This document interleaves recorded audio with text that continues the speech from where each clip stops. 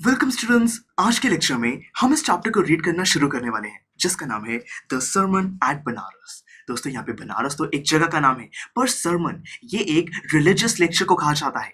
एक ऐसा भाषण दोस्तों जिसके अंदर हम लाइफ की कोई सीख हम ले रहे हैं, एक बहुत ही अच्छा रिलीजन दोस्तों, मतलब कि काफी एक स्पिरिचुअल लेसन है, तो उसको सरमन कहा जाता है। तो बनारस में एक सरमन की इस चैप्टर में बात की जाएगी। चलिए दोस्तों रीड करना शुरू करते हैं। स्टार्टिंग में हम देखेंगे कि ये जो सरमन है ये लेसन कौन दे रहा है और दोस्तों उस पर्सन की जर्नी क्या है, हम उसको समझने वाले हैं। तो देखिए, Gautam Buddha began life as a prince named Siddhartha Gautama in northern India। दोस्तों यहाँ पे बात की गई है किसकी? गौतम बुद्धा की। ये बुद्धिज्म रिलीजन के फाउंडर थे। तो दोस्तों इनकी लाइफ की शुरुआत कैसे हुई? दोस्तों इंडिया में किसी एक राजा के घर में ये पैदा हुए, तभी इनको प्रिंस कहा गया है और उनका नाम था सिद्धार्था गौतम। अब दोस्तों नॉर्थ इंडिया के ये राजा के एक घर में पैदा हुए थे। At 12, he was sent away for schooling in the Hindu sacred scriptures and 4 years later, he returned home to marry a princess। देखिए क्या हुआ दोस्तों, जब ये सिद्धार्थ गौतम 12 इयर्स के थे तब उनको दोस्तों पढ़ाई के लिए एक हिंदू सीक्रेट स्क्रिप्चर्स के पास भेज दिया गया। मतलब कि जो भी दोस्तों हिंदू रिलीजन की जो भी ग्रंथ है, अलग अलग उनके जो रूल्स हैं, नॉलेज, वो जो उनकी हिस्ट्री है, उन सबको जानने के लिए इनको स्कूल में भेज दिया गया। और 4 साल बाद दोस्तों जब ये वापस आए, मतलब कि 12 के बाद 4 इयर्स, यानी कि जब ये 16 इयर्स के हो गए थे, तब इन्होंने किसी एक और प्रिंसेस से शादी कर दी। यानी कि दोस्तों इनकी 16 इयर्स की एज में शादी भी हो गई थी। They had a son and lived for 10 years as befitted royalty। दोस्तों यहाँ पे बताया गया है कि कैसे ये जो सिद्धार्थ गौतम है, इनकी जो वाइफ है, इनका एक बच्चा भी हो गया दोस्तों, एक बॉय था। तो ये तीनों बहुत ही अच्छे से महल में रहते थे, मतलब कि रॉयल्टी जो दोस्तों राजाओं का रहन सहन होता है उसके हिसाब से ये अपनी लाइफ जी रहे थे दोस्तों, यानी कि 10 इयर्स तक वो इसी रॉयल्टी में रहे। फिर क्या हुआ? At the age of 25, the prince, heretofore shielded from the sufferings of the world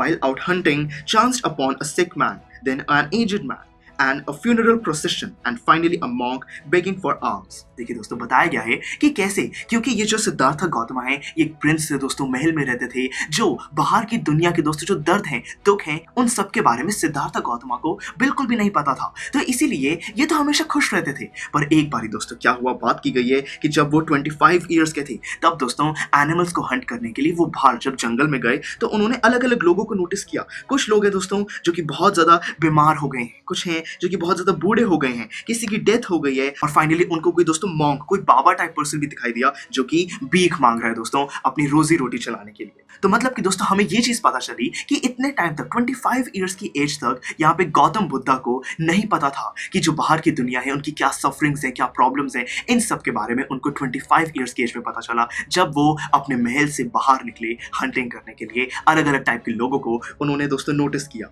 These sights so moved him that he at once went out into the world to seek enlightenment concerning the sorrows he had witnessed। देखिए दोस्तों क्या हुआ, ये जो अलग अलग लोगों को देखा, वर्ल्ड की सफरिंग्स को नोटिस किया यहाँ पे सिद्धार्थ गौतम ने दोस्तों, उनको बहुत ज्यादा लगा कि उनको वर्ल्ड में बाहर निकल के लोगों की ये जो सफरिंग्स हैं इसके बारे में जानना चाहिए। दोस्तों एनलाइटनमेंट का मतलब होता है basically a state of high spiritual knowledge. मतलब कि ये जो लाइफ है दोस्तों, लाइफ की बहुत ही ज्यादा नॉलेज होना कि लाइफ का हमारा पर्पस क्या है, हमें कैसी जीनी चाहिए, खुश कैसे रहना है, ये सारी दोस्तों जो भी नॉलेज होती है इसको एनलाइटनमेंट कहते हैं। तो इसी एनलाइटनमेंट की खोज में यहाँ पे जो गौतम बुद्धा है वो अपने दोस्तों महल से चले गए और अब वो बाहर दुनिया में ही ये चीजें विटनेस करना चाहते हैं। He wandered for 7 years and finally sat down under a peepal tree where he vowed to stay until enlightenment came। दोस्तों यानी कि यहाँ पे जो गौतम बुद्ध है उन्होंने क्या किया, वो एक पीपल के पेड़ के नीचे बैठ गए और वहां पे उन्होंने डिसाइड कर लिया कि अब वो वहीं पर तपस्या करेंगे जब तक उनको लाइफ की पूरी नॉलेज नहीं मिल जाती, अपने दिमाग का यूज करके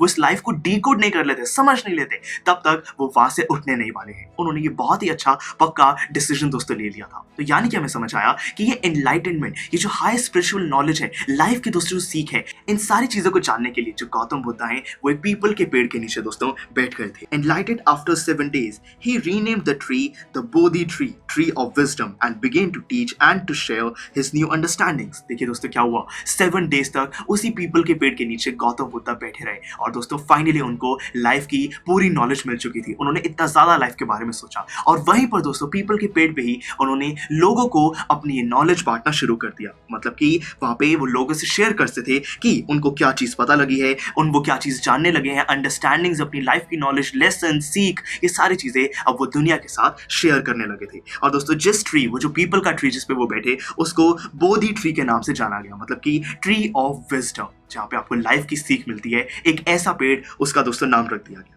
At that point, he became known as the Buddha, the awakened or the enlightened. दोस्तों तब तक हर जगह लोग जान चुके थे कि ये पीपल के पेड़ के नीचे एक पर्सन बैठता है जिसका नाम रखा गया बुद्धा। बुद्धा कौन होता है दोस्तों? एक ऐसा पर्सन जो कि बहुत ज्यादा एनलाइटेड है, लाइफ के बारे में बहुत कुछ जानता है। The Buddha preached his first sermon at the city of Banaras. देखिए बताया गया है कि कैसे ये जो गौतम बुद्धा है, इन्होंने अपना पहला दोस्तों जो भाषण था, एक अपना सर्मन, लेसन, रिलीजियस लेसन दोस्तों, वो उन्होंने बनारस में ही दिया। और ये जो बनारस है दोस्तों, ये बहुत ही एक हॉली सिटी है। देखिए बताया गया है most Holi of the tipping places on the river Ganga, कि दोस्तों गंगा वहां से बहती है, तो इसीलिए बहुत ही पवित्र उसको जगह माना जाता है। तो इसीलिए वहीं उसी बनारस से उन्होंने अपनी इस जर्नी को शुरू किया। वहीं पर उन्होंने लोगों को एजुकेट करना दोस्तों स्टार्ट किया।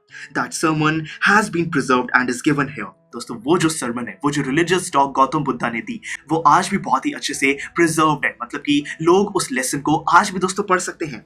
It reflects the Buddha's wisdom about one inscrutable kind of suffering. दोस्तों वो लेसन हमें आगे गिवन है और उसके अंदर हमें पता चलेगा कि कैसे जो गौतम बुद्धा हैं वो अपनी विजडम को यूज करते हैं एक ऐसी चीज को एक्सप्लेन करने के लिए जो कि दोस्तों इनस्क्रूटेबल है, मतलब कि जिसको वैसे समझा नहीं जा सकता, ठीक नहीं किया जा सकता। एक ऐसी प्रॉब्लम का दोस्तों उसको कैसे डील किया जाए, उस बारे में वो एक रिलीजियस टॉक देते हैं। और दोस्तों वही जो सर्मन है वो हमें इस चैप्टर में आगे पूरा गिवन है, और इसी को बहुत ही आराम से लाइन बाय लाइन ट्रीट करके हम नेक्स्ट लेक्चर में समझने वाले हैं। तो फिर चलिए मिलते हैं अगले लेक्चर में। स्टूडेंट्स, आई एम श्योर आपको ये वीडियो बहुत पसंद आया होगा। तो इसी तरह से इंटरेस्टिंग तरीके से अगर आप सारे कॉन्सेप्ट्स, थ्योरीज, डिफरेंट चैप्टर समझना चाहते हैं तो डाउनलोड करिए PureStack ऐप, क्योंकि इस ऐप पर आपको बहुत कुछ मिलेगा। सैम्पल पेपर्स हो, टिप वीडियोस हो, different lectures, back exercise solutions, बहुत कुछ। So what are you waiting for? Download PureStack app.